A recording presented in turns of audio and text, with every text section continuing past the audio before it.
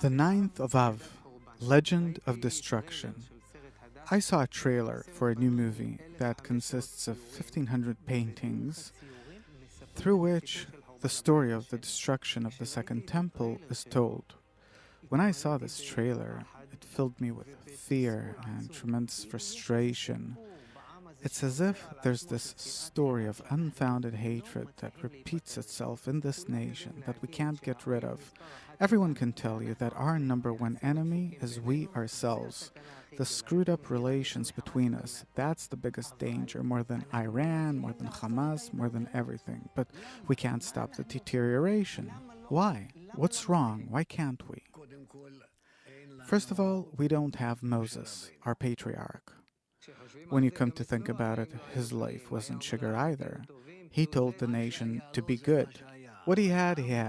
But the nation, in his presence, were properly following the corrections. So it's a problem of leadership.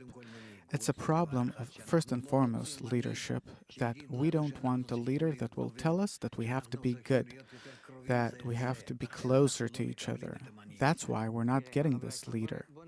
Look, Dr. Laitman, without beating around the bush, any leader that comes to power, the new prime minister, the previous one, president, in their inauguration speech, the first thing they talk about is that we have to unite the nation, that our separation is the greatest danger. Everyone repeats the same mantras. Why aren't we doing it in practice?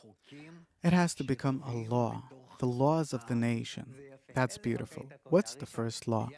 A good attitude toward each other. How can you oblige that by law? You learn. You learn how to do it. It has to be on TV, it has to be on different other networks, and the newspapers, everywhere. Everywhere you hear about our commitment to connection. And so what does this law say? It says that I have to try, as much as I can, to come closer to the other person and understand him and help him and give an example, and he has to do the same toward me. It's a matter of attitude. It is. And we have to oblige this by law. How can you force me to relate nicely to others? What do you tell your children? Treat each other nicely. How can you tell them that? This is how I'd like for things to be. Ah, good. So what are you going to do to make it that way? I can talk to them about it. I can give them examples. I can explain why is it important. Please do the same in the nation. So it's not just to pass a law and go to sleep. What do you mean to pass a law? It means that there's a certain condition and everyone wants to keep it. But no one does.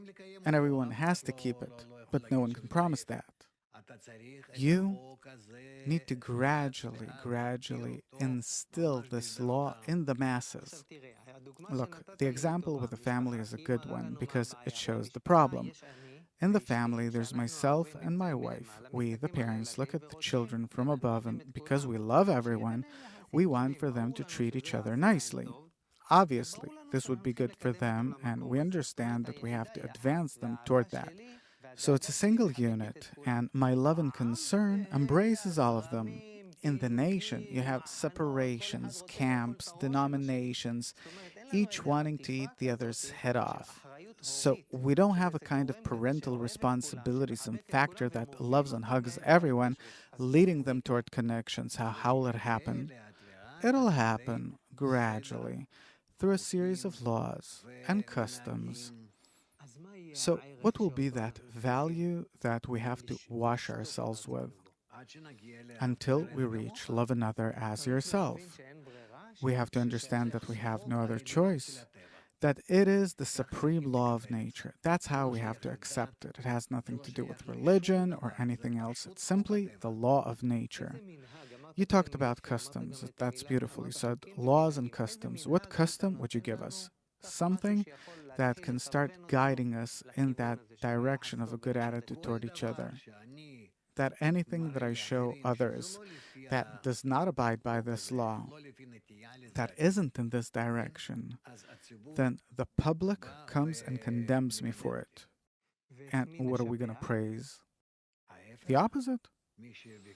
Those that try as much as they can to make an example out of themselves. And if it's hard for a person, hard is fine. Along with the hardship, we will actually respect those people not because they can keep the law, but because they try to.